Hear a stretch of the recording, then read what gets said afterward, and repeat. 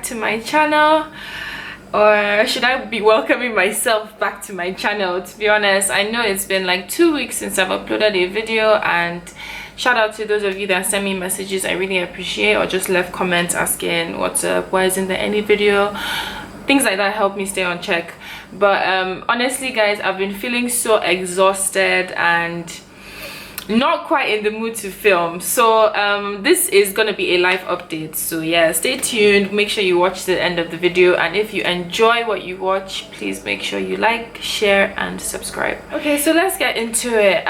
This video is actually gonna be a live update mixed with a Q&A, because where I'm gonna start my update from is where I reached 2,000 subs, and at my 2,000 subs mark I was meant to be filming a Q&A. So I'm gonna be answering the question. I actually filmed the Q&A. Hello family, BTY family, yay! We are up to 2,000 subs, guys. I am sorry, not guys and girls, we are up to 2,000 subs, fam, and I am so excited. I'm literally so happy. Like, I can't even believe it. Like, I started recording again and filming and doing this. Oh my god, what's going on my chin? Does that make a difference? Okay, maybe not. Okay, let me just get into this video because this is a very long video. And you know, I wore this top because it has "Yes, I'm a Feminist" on it, and since we're getting to know me, let's just start by putting on record that I am a feminist, loud and proud. So y'all should be getting used to some feminist comments. I'm really annoyed that it's not showing up in this thing. And yes, I'm gonna turn my phone on silent, but then it's part of the update. Things just kind of like took it all. At that 2,000 sub mark, like, I feel like life just kind of started just happening in front of me. Like, it wasn't even in my hands, the things I was doing. Like, I was just doing so much, it seems. Like, in my work, I transitioned from just being a desk officer to a field officer. So now I'm not just reading reports that field officers are sending. I'm the one that's sending reports of what I'm seeing, which is why I'm getting to show you guys a lot more you know, inside analysis videos, because I'm getting first-hand experience. Like with the Abuja raids case, Justice for Chloe case, you know, I'm actually getting to go and see for myself what's happening on ground. So I say all of that to say that it is so much more hectic than just, you know, doing my regular 9 to 5 and sitting down at a desk, because now I'm actually like on the move and I don't have a driver, I drive myself. So if you even notice, I've not really been as active on Instagram because I don't even have the time. Like, sometimes I go to Kotimbwari or in Karimu. These places are like 45 minutes out, like 45 minutes drive out of like main Abuja town. So I do that, come back, you know, and then you know how Nigeria is, like there's so much bureaucracy in government institutions. So a lot of my time is just wasted just waiting for people, or waiting for documents, or just waiting for something. There's a lot of waiting as well. So yeah, I really just feel like I got exhausted. And on the personal front as well, you know, I had some, should I call it, love issues? We're not even going to get into that, so nobody leave any comment asking for that tea. But you know, I was in my feelings for a bit as well, so that also set me off track. So at that 2,000 sub mark, if you notice, like the real ones really noticed that I actually kind of went MIA for a bit. I didn't upload videos for about 2-3 weeks during that period as well, and then I now came back with the Wademaya videos, because Wademaya them were in town and a lot of you guys reached out to me. That was really the only reason why, you know, I gingered and was even able to meet up with them, and why I've gained so many new subscribers now. And it's like, it's just crazy. Like, when opportunity comes, you have to be ready for it. If, you know, Wademaya them had come and I still just decided to stay in the funk and not film, I would have missed out on the subscriber boom that I, you know, experienced. So shout out to all of you. I'm also going to be adding some of the questions that I see from like my new subscribers in this Q&A. So it's kind of like an update for the increase in subscribers, and also just, you know, for why I've kind of been MIA. I'm kind of going through a transition right now as well, in the sense that I'm, you know, I'm kind of like winding down at work, because I'm on vacation right now. You know, I'm going to be going on leave. should have turned my phone off. Sorry guys. Oh my god, Precious is messaging me. Precious got engaged, guys. By the way, I'm gonna like, there's so much to update you guys on.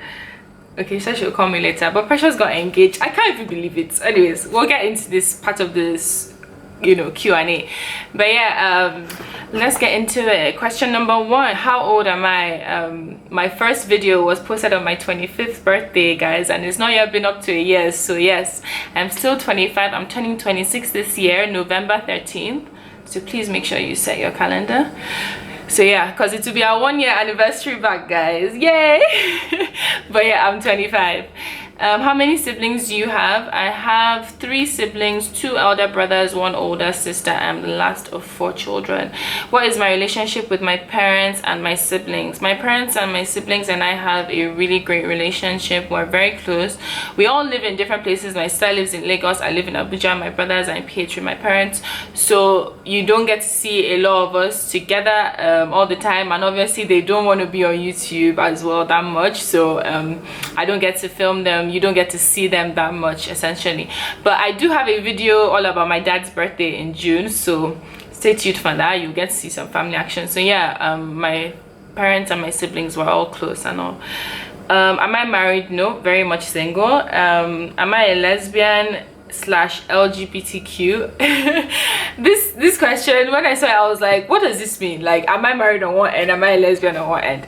No, guys, I am very much heterosexual. I am attracted to men, but I won't lie that I have been accused of being a lesbian before, and that is kind of partly why I'm so LGBTQ, right? So let me know if you want that story time, because that's a very interesting period in my life. I went to an all-girls secondary school, so the tea runneth over. Next question is, where is my accent from? My accent is Port Harcourt. Like, I don't even get me. I went to school in England for 6 years and I came back with the same Ikore accent that I left with. It's in my blood, guys. I'm a PH girl through and through. So that's next question. Am I really full Nigerian, or am I really a Nigerian? Yes, I am a Nigerian. I am 3/4 Nigerian, though I must admit my mom is mixed race. My mom is half Geordie. So yeah, Geordie is like Newcastle, British peeps. Yeah, so how am I so well grounded and humble despite being privileged? I think that's definitely up to my parents, and definitely down to the fact that I'm like religious, I'm God-fearing. So my parents never spoiled me. I never felt like I could have anything I wanted in this life. Like, I always had to work to get what I wanted. Like, if I wanted a Chanel bag, I had to do well in school. If I wanted 5,000 pounds, I had to get 5 A stars. Like, I've always known that you work to get what you have. And I grew up in PH as well, and I feel like that played a very big role, because I don't know, there's just something, like, there's a humbling spirit about being a southerner. Like, I can't really explain it. I don't know a lot of like Port Harcourt people that are pompous. Like, most Port Harcourt people are well grounded. So I think it's also due to, like, you know, my upbringing in that regard as well. But then obviously I'm God-fearing, and you know that humility is one of the fruits of Christianity. So I try as much as possible not to get you know, prideful. I'm not always well grounded and humble, but I do try my best, and it is because of my, you know, upbringing and my relationship with Christ. Okay, so what is the most common misconception people have of me? I think that I'm like not friendly / a bitch. When people actually now get to talk to me, they're like, oh my god, like, you know, I really didn't think you'll be like this. So yeah, and people also think, well, people used to think I was an airhead until I started having like crucial conversations on my Instagram. But like, that was actually why I started having crucial conversations on my Instagram, because I would talk to people in real life and they'd be like, wow, you're smarter than you look, and I'm like, what does that mean? Anyways, so yeah, that I'm like rude and that I'm dumb. Those are the biggest misconceptions people have of me. What is the best and worst purchase I have ever made? My camera is the best purchase I ever made. Made me start my dreams all over again. But what is the worst purchase I've ever made? Yeah, I don't know. I haven't really made any bad purchase per se. What is my favorite part of my body? I really love my collarbone. or whatever this place is. Yeah, you can't even see. Can you imagine? I feel like it just makes you seem so, like, I don't know, it's just so it's just so ladylike. Like, this part of your body is so delicate. And my hands as well, I love my hands. Even though they are big, I love them. They are very clean. Yeah, I don't know, my collarbones and my hands, I'm choosing to share. But yeah, what are my pet peeves? I really hate odors and dishonesty and inferiority complexes. Yeah. What is one thing I want to do before I die? Have children. I definitely feel like, you know, I was born to carry on a legacy, so I feel like, you know, I need to pass it on to the next generation as well. So one thing I want to do before I die is have children.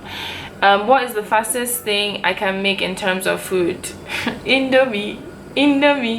But honestly, I say and play when I say it. Like, I can eat Indomie is probably the one thing I can eat for the rest of my life, like, because I lived on it for 6 years in secondary school. So yeah, that's the fastest thing I can make. Next question, when did my relationship with God improve / start, and what led to it? I've always been a Christian. You know, I was baptized in the Anglican church when I was 3 months old. Like, I was brought up in the church. I've always had a relationship with God. My mom is very religious as well, so obviously I was very close to my mom, so I always connected with God, and I was just always naturally religious. But when I first got to England, I won't lie that I started questioning God, because I was the only black person in my A-level school. So that was really like a culture shock to me, because like I now started seeing that, wow, a lot of the things I grew up believing and, you know, thinking about life is not necessarily what other people believe and think about life. Like, my friends used to ask me, why do you believe in God? And, you know, why don't you have sex? And, you know, things that were like, whoa, you know, sacred to me, I now started questioning. Sorry if the light is changing, guys. I'm noticing that I'm seeing more about a shadow. But yeah, so yeah, my relationship with God now started like faltering. I went to Durham school for my A-levels, so I also really couldn't particularly find a good church. So my relationship with God kind of relaxed, and then it wasn't until my first year of uni, when I was like going through heartbreak. I did badly in, not like I did badly, but I went into uni with like A-star AA, and then first year results came out and I got like third class, and everybody was just looking at me like, are you mad? So yeah, I literally had like a midlife crisis, and then I just like got back to God. I started going to Hillsong. It was when I got to Hillsong that I would say that I really feel like I now started understanding that it's more than religion. It's actually more about, you know, having a relationship with God. And in Hillsong, the first time I went there, they said this thing. They were like, keep coming back, and it literally stuck in my heart, not even in my head. Like, and I was just like, you know what, I'm gonna apply that as my, you know, motto for my relationship with Christ. Like, I'm gonna keep coming back, no matter what it is, no matter how bad I sin, or no matter, you know, how bad I'm feeling about myself or my life, and how much I try and distance myself. I will come back home, as in come back to Christ, and say like, look, I surrender. Do what you want with my life, because I know it's only you at the end of the day. So, you know, I think it was when I got to Hillsong and understood that and tapped into that and started applying that motto to my Christian life, I now like that my relationship with God really improved and really flourished. I would now really say I formed a relationship with God. Before, I feel like I was just practicing religion. So yeah, okay, moving on. What churches have I attended in Nigeria, and how do I rate them? Okay, the first church I attended growing up were like Anglican churches, Emmanuel Anglican Church. Yeah, that's like my village Anglican church, and I used to go to a Pentecostal church called Carpenter's Church, which is in Port Harcourt. So I really love those churches.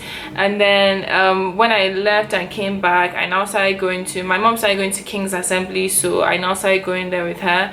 That is still the church that I live stream till today. And honestly, if you don't have a church, please, I'll leave the link to King's Assembly like in the description box. On Sunday, just live stream it and see, you know, if it makes a difference in your life. Because, you know, in Abuja, I have not been able to find a church I connect with. In Abuja, I started off by going to House on the Rock. There was now some kind of politics, then the church burnt, and you know, I just left the church. I could see that there was a lot going on. And then from House on the Rock, I started going to Koza.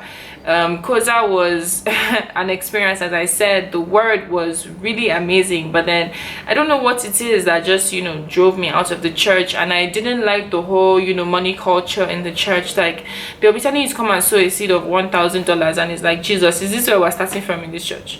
So yeah, the money culture in Koza kind of put me off. I've also been to like Catholic church. Oh, I used to go to Catholic church in Lagos. I went to Redeemed, I went to Christ Embassy. I've actually been to a few churches. And how do I rate them? Honestly, it's only King Assembly that I would say that I rate, because there is no money culture. There is more, is it like a Hillsong kind of church? That's what I'm missing till now. Hillsong kind of church that actually makes you see that Christianity is more about relationship than religion. And I feel like, you know, the closest I get to that, in fact, this one is more than closest. Like Pastor Chris from the King's Assembly, he definitely does that for me. So yeah. When and why did I decide to be celibate, and what guides me through my celibacy? So guys, like, this is a question that came up that I was really passionate about answering in my 2000 subs Q&A, and a lot has honestly happened. A lot has happened that is now making me question whether I should even be addressing this topic you know, on my channel anymore. So I don't know, I'm gonna skip all the celibacy questions for now. Let me just put it like that, guys. Hopefully maybe I'll be back with another video about it. Okay, what age do I want to get married? And somebody else asked, what are my thoughts on being single? My ideal age to get married was actually 25, so I'm currently at that age without a man, so I'm not really sure. I don't really have an ideal age anymore, but obviously I want to have children, and I want to be a MILF, and I want to be a young fly mom. So I definitely want to get married before I turn 30. Like, it's so sad to say, but I've always told myself that, okay, if I reach 30, like, I'll actually stop being picky, like, because last I just need to push out the kids, man. But then thank God for technology now. Like, I've actually been talking to my mom, like, it's not by force for everybody to marry you. So I guess what are my thoughts on being single? I'm actually very comfortable being single. Like, I love it. It's just weird seeing everybody else like progress into a relationship around me. I would say that that's the only downside. What are the pressures of being in a relationship / getting married? Like I said, it's just like, you know, weird, because you feel like life is going on around you, because you can see people like getting married, forming families. Like, my best friend Precious just got engaged, and it's like, wow. But we always knew Precious was going to be the first one anyways. But yeah, it's just like, now it's even crazier, because it's like, wow, one of us has actually gone. But yeah, my parents are not really pressurizing me. Obviously my mom throws in the comment here and there, like, oh, she had a vision, I'm getting married soon, this one now, or she can't wait to plan the wedding. But yeah, I think they kind of understand that I'm like chasing my goals. And yeah, how would I rate my experience studying abroad? My experience studying abroad was actually very interesting. Like, I've given you guys a brief background about like the culture shock when I first got to England and stuff. But then, you know, aside from just seeing the difference in cultures and all of that, the actual educational system was superb, in the sense that, wow, I became so enlightened. Like, in Nigeria, you become educated but not necessarily enlightened.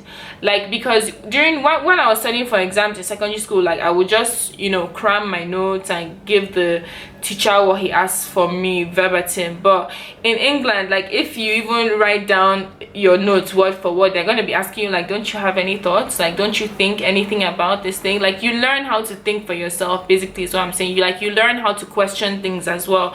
They don't, in England, you're taught that you don't just take everything at face value. Like, question everything. There's a theory behind something. There's, you know, there's a cause and effect, and, you know, there's a strength and a weakness, and, you know, there are different aspects of things, basically. So I would definitely say that I would encourage people to get experience abroad. Honestly, that is why in that my moving back video, I preached about going, seeing, you know, getting the enlightenment, but coming back and now like trying to develop us over here type of thing.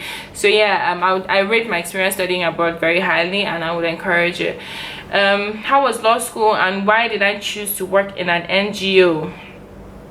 Law school was very interesting for me because that was when I, you know, confirmed that I wanted to come back on YouTube. In Nigeria, our criminal justice system is just slow and ineffective, that I just decided the best way to use my law was to work in an NGO and to further my passion in human rights law, which is what I studied anyways. That's what I did my master's in. So yeah, it was just like I didn't like how I was seeing how, you know, the regular criminal slash, you know, family law or land law, or, you know, all those traditional forms of law in Nigeria. I wanted to use the law to do something else. I wanted to use the law to actually, you know, have an effect on people. So classes and all of that, I won't lie to you that I'm not the best. Like, I literally studied and passed. Next question is, what made me start YouTube? I discovered the YouTube community through Beauty by JJ, actually. This British YouTuber that, like, her before and after pictures were trending on Twitter. So I was like, oh, what's this all about? And then I now started watching her videos, her makeup tutorials and stuff, and I was like, wow, like, I actually got into it because, you know, I just naturally loved, you know, makeup and transformation and all of that. But then I didn't decide to start my own YouTube channel until I saw my friend Vivian, who is now a makeup artist as well, Glam by V. She started a YouTube channel, and I was like, what? If my friend can do this, that means I can do it too. So that was why I started, to be honest. Somebody said, who is my favorite YouTuber, Nigerian and abroad? My favorite Nigerian YouTuber at the moment is Oreji. I don't know how to pronounce her. I don't know if I'm pronouncing it well, Oreji. I'll leave her handle. And I just love the fact that the thing with me is that sometimes I watch YouTube videos to kind of just see what other people's lives are like. Like, I'm like living through other people, and she's really just this young girl in uni, like dyeing her hair, relaxing her hair, doing a video shoot. Like, she's really just a young girl in uni finding herself, and I just love how, like, raw and honest she is about her life on YouTube and stuff. So I really enjoy her videos. My favorite YouTuber abroad would have to be I watched the whole, like, DDG, Flight Reacts, Desiree. I like the whole crew. I like the whole, like, American drama banter type thing. So yeah, those are my favorite YouTubers abroad right now.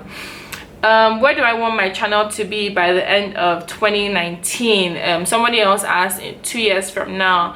Generally, I just want my channel to keep on growing, like, not necessarily in the terms of numbers, but in impact. Like, I want people to feel like my channel, they actually come to my channel and feel like they've been inspired to transform their lives or to transform somebody else's life in some way. Like, you know, I want to be an influential person. I want to actually have an effect on the world, and I really pray that my channel is the route to do that. I've been getting a lot of ideas for my channel. I guess now I can kind of address, you know, the stuff I was trying to say about my channel at the beginning. Why I haven't even been filming in a while is, aside from, you know, being in a weird headspace, is because, like, my content has also kind of been all over the place. Like, I have videos from March, April, May, June that I haven't even edited. And you know, normally in my intro clip I always have, like, the title of the video and the location of the video. So I think what I'm gonna do now is change that bit of location to, like, the date of the video, so that you guys will be able to keep track of what exactly, like, when exactly the video was filmed. My footage is just all over the place, and I kind of want to now start arranging my content in, like, a thematic way, in the sense of I want to be doing, like, Tuesday videos are going to be like beauty slash hair slash, you know, external transformation videos, skin, anything that has to do with external. And then my Thursday videos will be like an internal transformation video, vlogs, and just, you know, me just showing you like an aspect of my life. And then Sunday videos are gonna be like my socially conscious videos slash, you know, self-awareness videos, crucial conversation videos.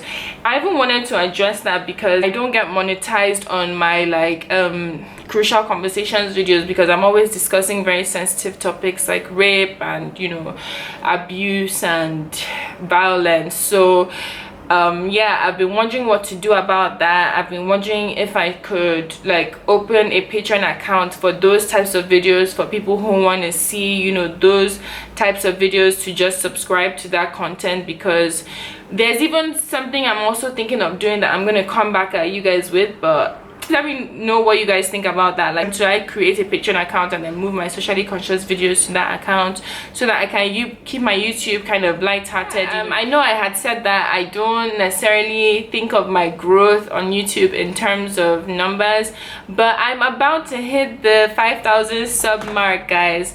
I'm recording this video, and how many subscribers do I have? I want to go check.